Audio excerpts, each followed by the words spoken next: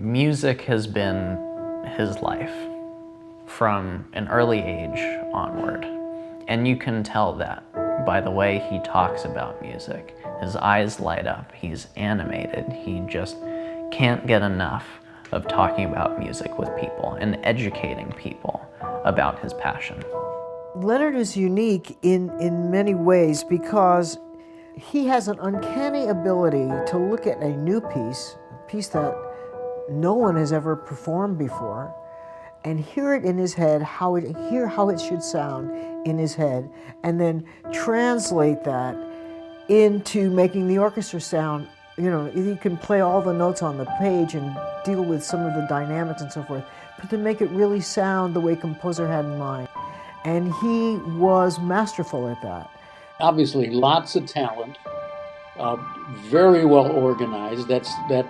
Forgive my biases, but that's to some degree unusual for a music director. And there's a difference between a music director and a conductor. Conductor can come in, do their strongest repertoire, and then leave. A music director has to have a vision over a long period of time on what you want the orchestra to sound like, what are the strengths and weaknesses repertoire-wise, and he had all of that. Leonard is and though everybody knows this, a champion of contemporary music. He is obviously one of the world's greatest American conductors, and he followed Leonard Bernstein in that. He's talented on the podium and off, and I mean, he'll just be remembered for so many things with regard to the music making that he's done in his life. He was like a kind of quarterback, and we were the front offensive line, and our job was to make sure that whether it was preventing a tackle or, or creating a path, he would score, and he did a really good. I kind of think of him as the Tom Brady of music directors myself.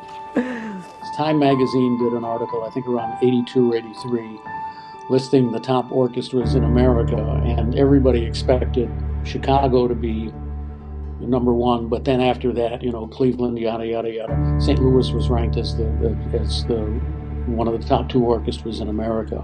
We didn't have this word in the 80s, but it became our brand in a way, that we were in fact one of the great American orchestras performing American music. His legacy will be his contribution. In the Grove's History of Music, there's going to be a big chapter on what Leonard Slatkin infused in the symphonic repertoire in the way of American music. Especially when it comes to writing music, he's reminded me to think about what is the obvious choice, and then what's the next obvious choice. Try to take the next best approach, because that's where you make these discoveries about how you make your mark and you make yourself different musically and creatively. Is take the road traveled, but not the most traveled. And that's where you might make some really interesting discoveries. Well, his passion, of course, is music. And then I think the next would come food. And then having a laugh over whatever. I think of him, I mean, he gets away with being silly without looking like he's being silly. Daniel is probably at the top of the list and beyond the music. And I know that the St. Louis Cardinals were high up years ago. I'm thinking he hasn't changed his allegiance, but I know that baseball's big in he loves baseball. And my brother played baseball with the Cubs, so we had a lot in common with regard to baseball.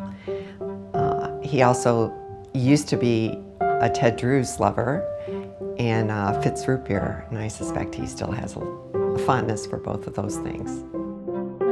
He's almost like my brother, and he will understand what that means, and that I love him very much, and he'll always have my back. That's what I guess I could say. Well, I love you, Leonard. That's the message. And behave yourself, and you're getting all these honors. And does that mean that I have to salute when I see you the next time? That would be my message. I'm grateful to know him and to have had the opportunity to work for the best. And not many people have that opportunity. But I have had that opportunity, and I have grabbed hold of it and appreciated it and enjoyed it to the fullest. And I owe that a lot of that to Leonard. The one value that really sticks in my mind right now is to never let anything get in the way of pursuing your passion. And that's certainly the example that he's led in his career, that he's had a passion for music, for classical music, for making great music with others, and he never let anything stop him from achieving that. Leonard, our relationship goes back many years. We enjoyed our exciting journey with the St. Louis Symphony under your leadership. We are grateful for the very many meals that we have shared together, your continued spirit and generosity. How wonderful that we benefit from your inspiration and guidance as a Chamber Music Society of St. Louis board member. We are among the many who are delighted that you have chosen once again to live here in St. Louis. Thank you for all your contributions that enrich the cultural life in our city.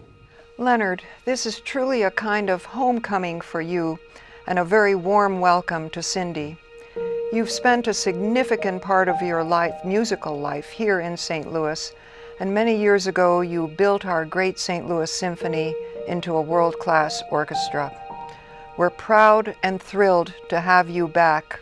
Welcome home. Leonard, I want to echo Noemi's words, but add to it, you're coming back at a really great time.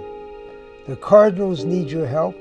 The city itself can use some of the help that you'll bring through your enthusiasm for our wonderful city. Really wonderful to have you back home.